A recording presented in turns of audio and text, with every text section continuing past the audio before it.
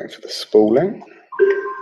There we go. I think we're live. So welcome everyone to our first in-person cabinet meeting since March 2020. Obviously a very different council chamber and a very different period than when we were last here in a public meeting.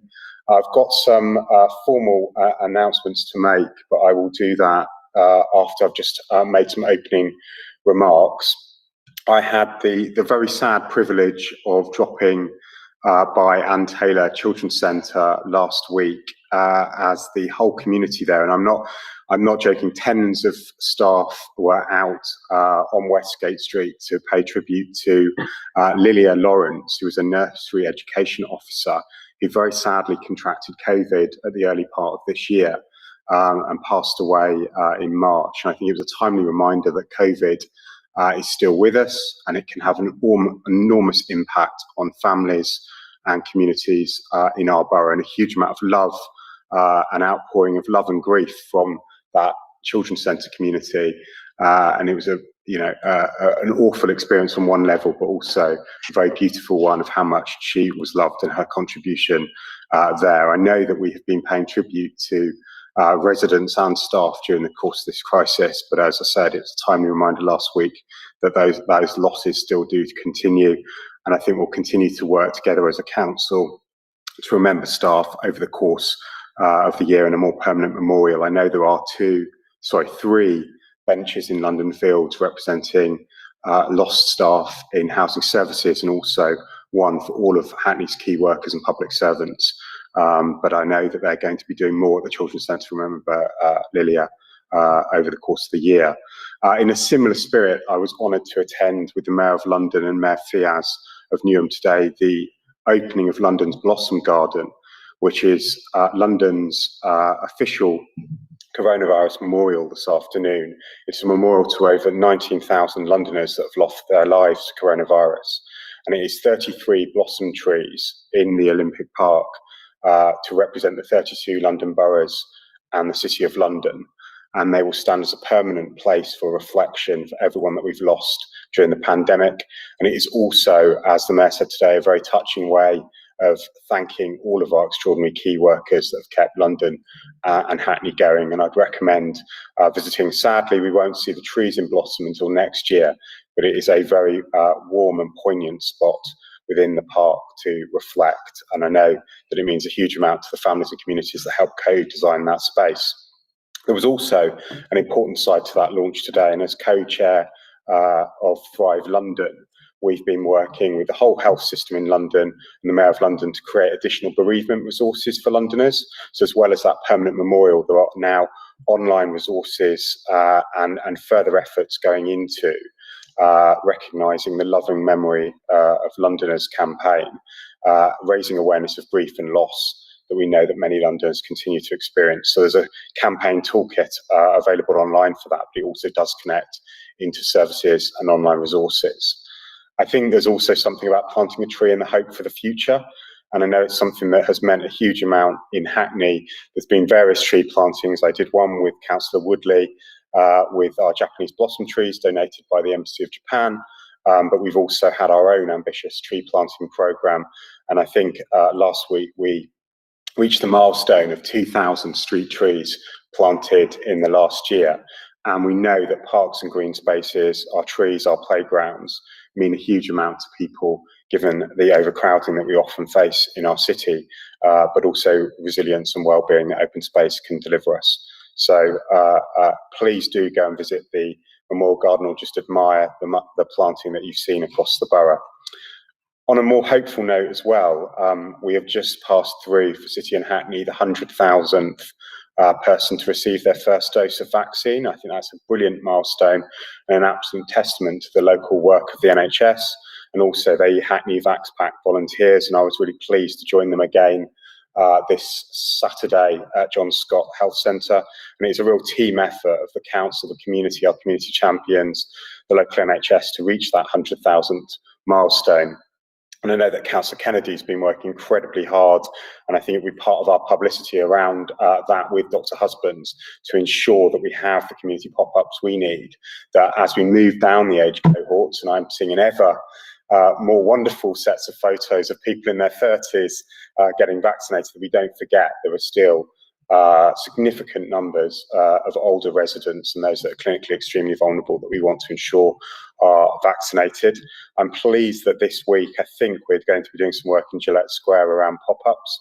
And I think that's on Wednesday, and that will help support our business community in Dalston and residents that have not been able to get vaccinated so far. And obviously that's an area where we've had variants of concern. So being able to combine the surge in testing with additional vaccine capacity is incredibly important.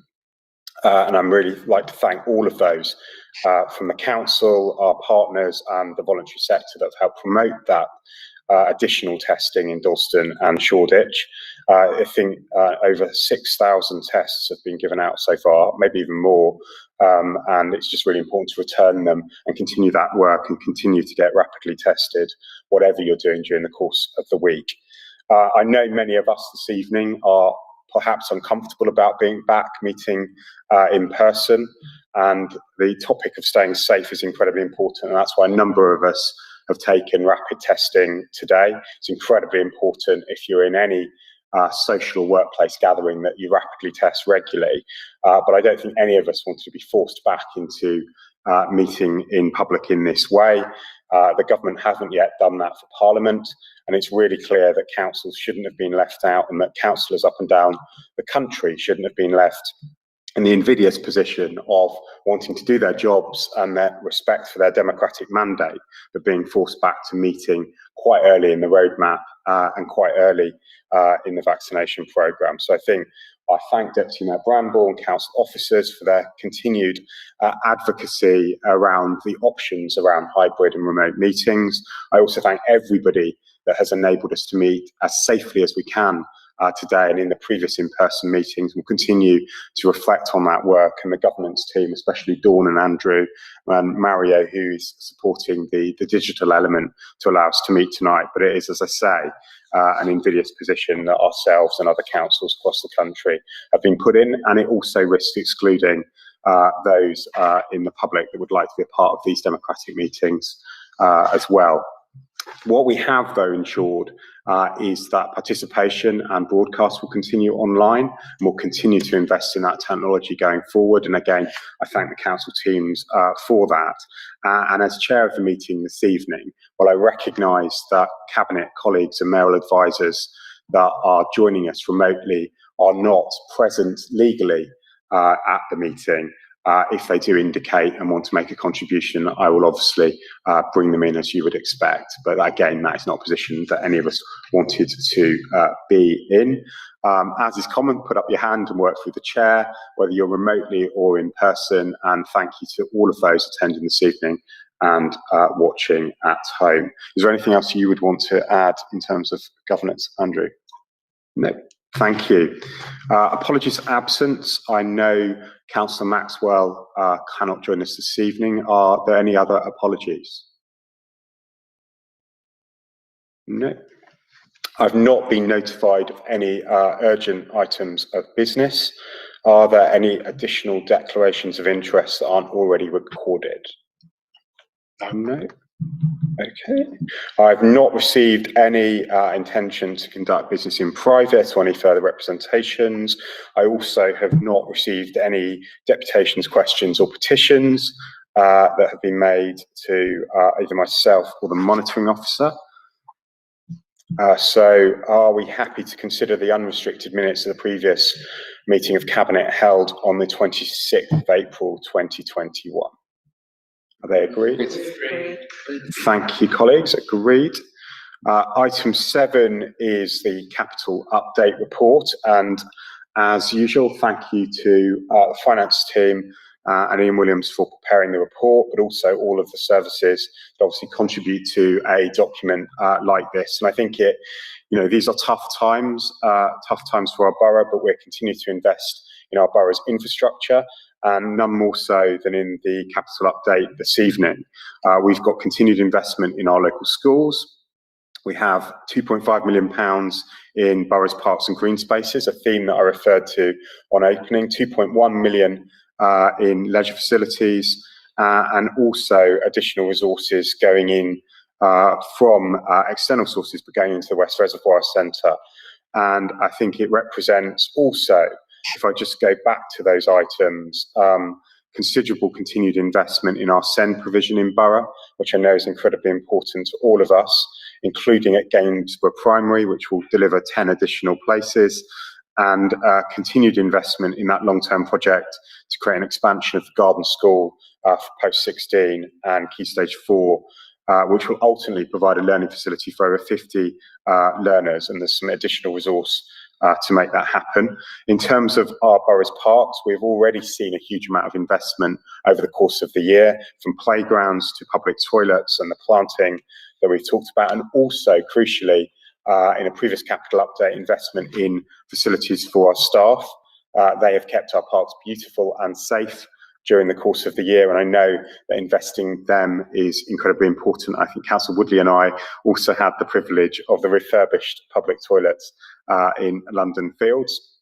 But across here, you're seeing investment in park toilets, public conveniences, recycling on the go, the all-weather pitches at Mabley Green, which we know have taken a considerable amount of use during the course of this year. And I'm just really pleased that when we're considering our work around being a child-friendly borough, that we also have that investment in the play infrastructure of the borough. I'll finish with leisure. Many of us have had the privilege of going behind the scenes at the New Britannia Leisure Centre, and we really do look forward to that opening at the end of June. But we also know that other leisure centres and leisure facilities need that continued investment. And Clissold is a centre that is very well used, and in the report you'll see further investment this evening. You've got the work on London Fields Lido and the Learner Pool. I'm particularly proud of the collaborative work at the West Reservoir Centre, which not only modernises those facilities there, but also ensures that they're sustainable and green going forward, reducing our NOx emissions and carbon emissions, and ensuring that facility is partially heated by a water source heat pump using the nearby reservoir centres. A vivid example of our work to rebuild a greener Hackney, and I commend this report to Cabinet. Any questions or comments? Councillor Woodley. Apart from obviously being delighted by newly refurbished toilets and very exciting work around our play areas and being able to bring those up to date, I just wanted to draw attention to the litter bin replacement. There's an opportunity there, I think, for me to thank the communities for coming out and supporting the work that parks are doing. Not only are we able, with our investment, our commercial bins, to kind of collect all the waste from the huge use our parks are seeing, but we've seen communities come out to pick up some of that kind of smaller stuff that's dropped, whether it's bottle tops or cigarette ends or whatever.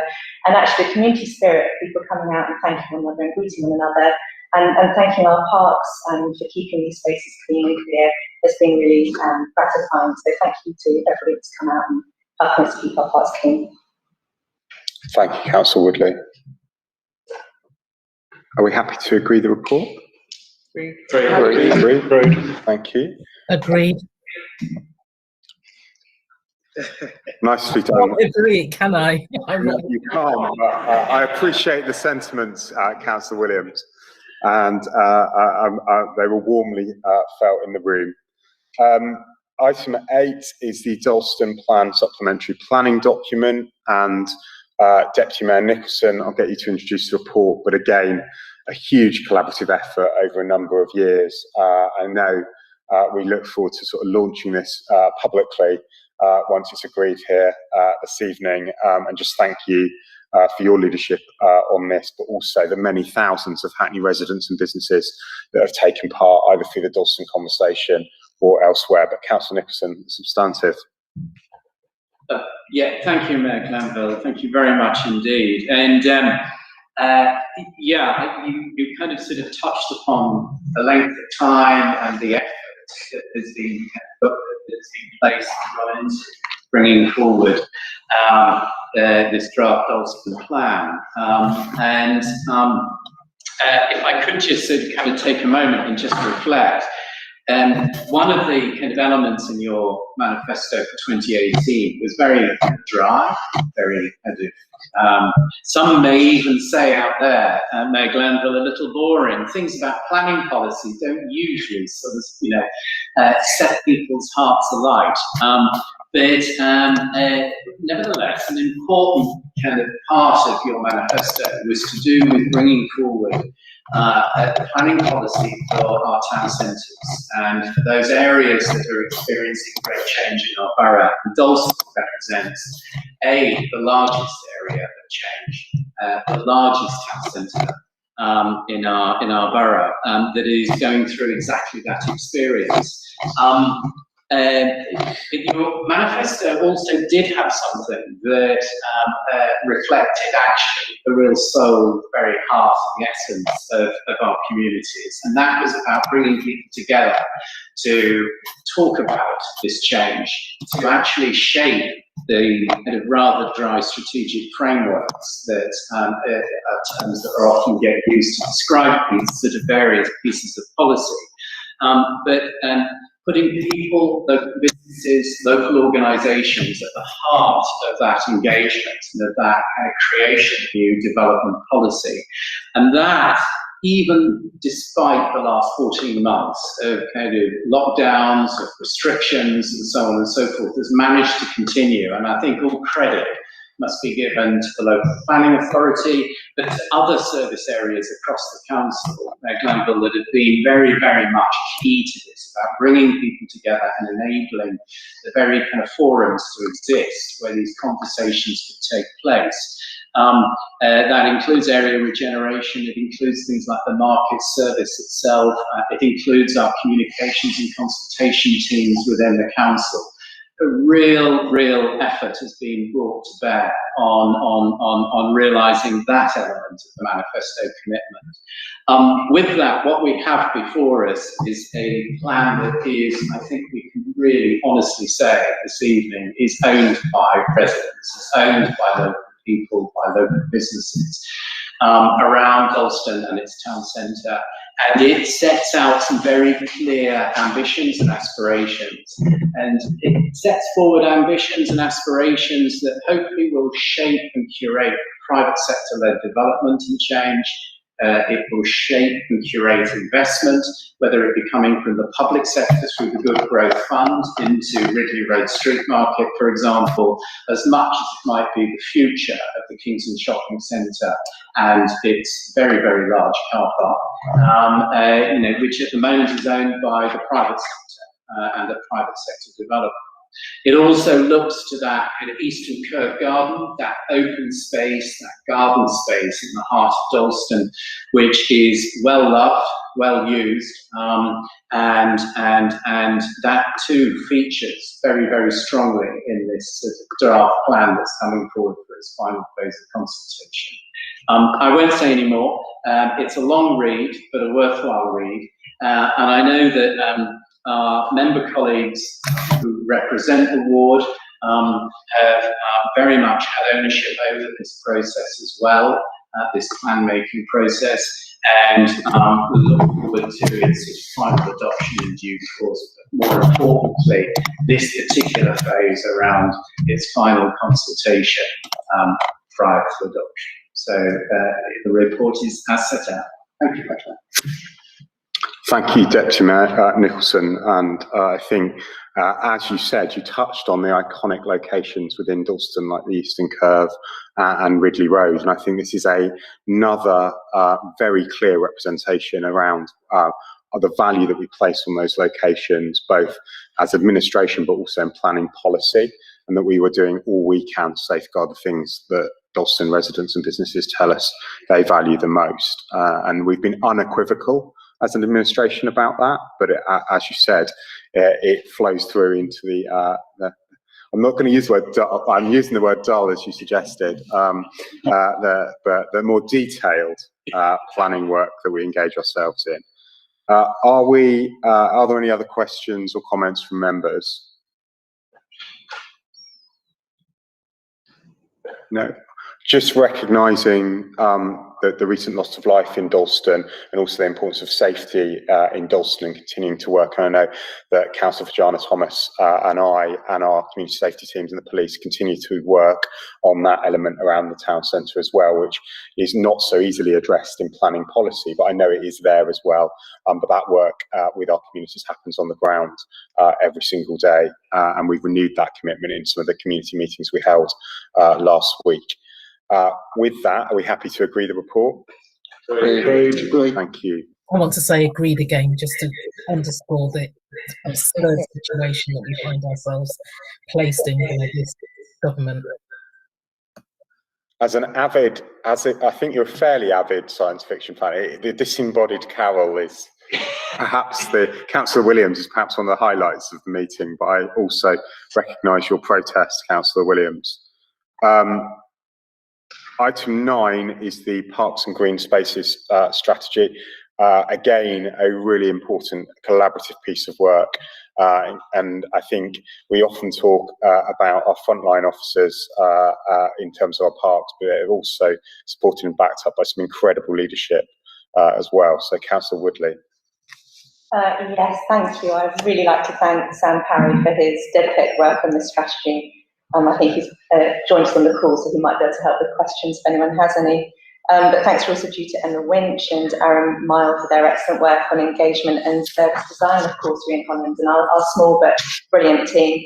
This is a 10-year strategy that's been set up, I think, initially to try and encourage more use of our parks and green spaces. We couldn't have predicted just how heavily used they would be, and I'm glad you pay testament to that each time we meet as Cabinet. Hackney has one of the largest expanses of parks and green spaces in London, with 58 sites across the borough. In addition, the council's housing service is responsible for 247 housing amenity green spaces, and a lot of the work and strategies around trying to connect up all these spaces across the borough, which of course ties in really nicely with our child-friendly places work that we're doing. So it's really important that this strategy comes forward. We've long recognised the impact that quality parks and green spaces can have on the achievement of our vision and objectives as a council. We've invested over 25 million in parks and green spaces since 2010. And the proposed strategy outlines a number of initiatives to improve the way we work with the community, to make the parks and green spaces more welcoming, and to respond to the climate emergency and ecological crisis. Other than that, I'll just say as set out. Thank you, Councillor Woodley, and I, in particular, pay tribute to the work that was obviously done at Shoreditch. I think it's a very early down payment on that new approach that's set out in the report and the challenges that we face. I know that Councillor Williams would like to, I think, come in on this item. Yes, I would, Mr. Mayor. Thank you for allowing me to speak. I did want to just welcome what is a comprehensive strategy. Am I disembodied again? I did want to welcome what is a comprehensive strategy, and hopefully it will respond to the challenges that the borough faces in light of a decade of government austerity, compounded by the impact of the pandemic and Brexit. And as lead member for Equalities, I really welcome the easy read document that has also been produced. I represent a compact ward with a number of green spaces. They are small.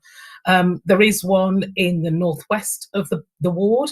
We have an open space at the west of the ward, and we have a number of play areas, ball courts, etc., dotted about the ward as well. We are relatively small. Our spaces are relatively small across the borough, though, but they are vital for residents, for those who live nearby, but also residents who come across the bridge over into Hackney from neighbouring boroughs. It's easy for small parks and green spaces to go unnoticed and overlooked when there's a larger park like Shoreditch Park nearby, because and it is important that we don't overlook them, because they're a vital resource for our residents. I wonder if officers would just use this as an opportunity to say how they will meaningfully engage with residents who live nearby such small green spaces, not just in Hoxton West, but also across the borough.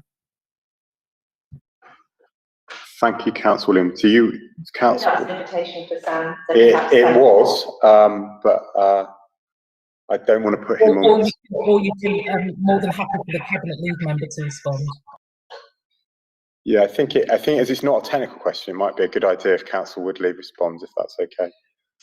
Yes, I think that recognition of those smaller spaces and how we connect them up was what I was alluding to, Councillor Williams, when I was talking about the ambition to connect our green spaces. I know I'm also working with Councillor Coban and the street scene team around how do paving work to kind of tie into that.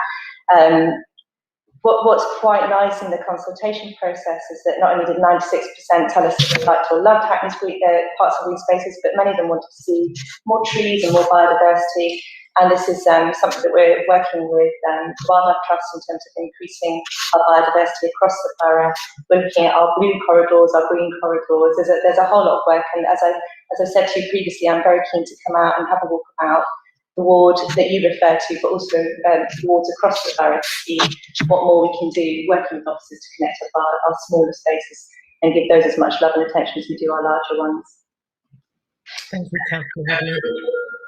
Thank you, Councillor Woodley. I just echo that I know that investment has, perhaps not on the scale that we're seeing at Shoreditch, but we have seen investment in Hoxton West in some of those smaller spaces, and I know that work is underway as well with Ask Gardens, Fairchild Gardens on Hackney Road, as well as the work referenced in the capital update around Haggerston Park. So I think it's really important that we continue that, and we're able to engage especially where there are not formal park user groups in place or unrepresentative park user groups in place as well. And I think that goes to also the heart of how we engage more broadly with residents. Before I bring in Deputy Mayor Bramble, I think there's a hidden dividend as well, which is relevant to green jobs and opportunities. That this strategy outlines a process for more volunteering, more opportunities to get involved in our parks, but also the opportunities for the Parks and Green Spaces team to create training and apprenticeship opportunities. And all too often, I think it can feel that green dividend is a distance away, but actually we will have a skills gap in our parks. We have already an ageing workforce that I know exercises our frontline teams, and having those opportunities in our Parks and Green Spaces team. I think Councillor Williams and I met some trade union representatives, and they were very keen to understand where the people that were going to take over the baton of maintaining our parks are, and I think that's front and centre of the report as well. But I'll bring in. Thank you, Mayor. Sorry, just to interrupt quickly. That's absolutely right. I'm really grateful that you've highlighted that, and I do want to just highlight for members here as well that in a most recent Hackney Jobs Opportunity newsletter that goes out across the borough every week, that there was advertised a post for a kickstart placement in our Hackney parks, and that is really quite key, and the first of many I hope that we have in the borough.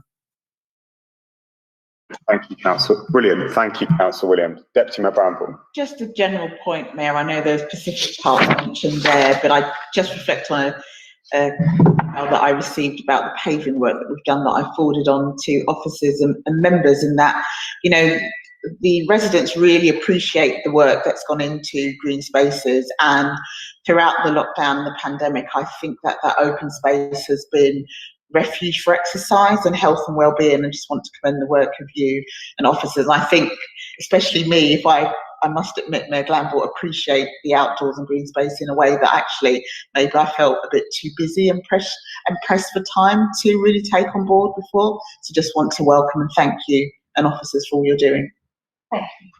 Thank you. And those visits, actually, either as a resident or with our amazing team, have been an incredible part of my own personal resilience, I think, during this crisis, that you go out and see those things that are being delivered. And Sam's obviously on the call, but I do thank Ashman and Alid and Ian Holland and Mark and everyone in those teams that make it, and Emma for the consultation work, and look forward to the continued work to come. I know there is that crucial collaboration with housing services as well, and our estates are looking really good at the moment. And I know there's a lot of work that still to come to win the trust of tenants and leaseholders on that work, but I know that work is underway. So are we happy to agree the report? And thank you, Councillor Woodley, and contributions. Agreed. Agreed. I thought there was going to be dissent there from Appointments to outside bodies. This is a longer report than normal because it captures many of the appointments that were agreed around the AGM process. And I again thank the Mayor and Cabinet Office and government officers for doing such a comprehensive job. It's never easy to keep track of all of our outside body appointments. We clearly do know many of our colleagues that are named in the report, but again, I don't think that we need any additional declarations on that front. Are we happy to agree the report? Great. And the appointments and the recommendations? Thank you. There are no unrestricted business, and I don't think we have a CIPC or anything like that this evening, so there's no exempt items on the agenda. There is our forward work plan of meetings under item 12, which I think we're being asked to note. Noted. Thank you. And within that, obviously, is the opening issue around, we obviously look forward to hopefully some change in the government's position about able to meet in a hybrid way at the very least, if not virtually. But at the moment, all of those meetings will be in this room, in this way, and we'll continue to work to ensure that participation and safety are at the heart of our democratic structures. Thank you, everyone. Thank you for our first in-person meeting, and I'm happy to draw the meeting to a close. Thank you, Mayor. Thank you. It was very